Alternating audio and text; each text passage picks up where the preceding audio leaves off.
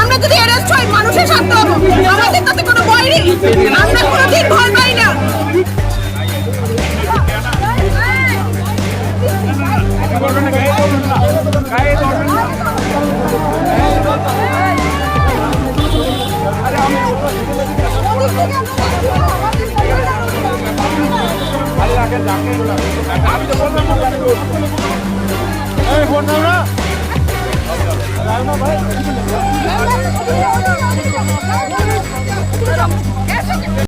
রাজ্য অভিযান ছিল, অভিযান যখন ওদের শেষ হয়ে যায়, প্রোগ্রাম শেষ হয়ে যাওয়ার পরেও আমরা অনুরোধ জানাই তাড়াতাড়ি যেতে আমাদের এই রাস্তাটা যেটা ভিআইপি রোড এটা খালি করে দেওয়ার জন্য।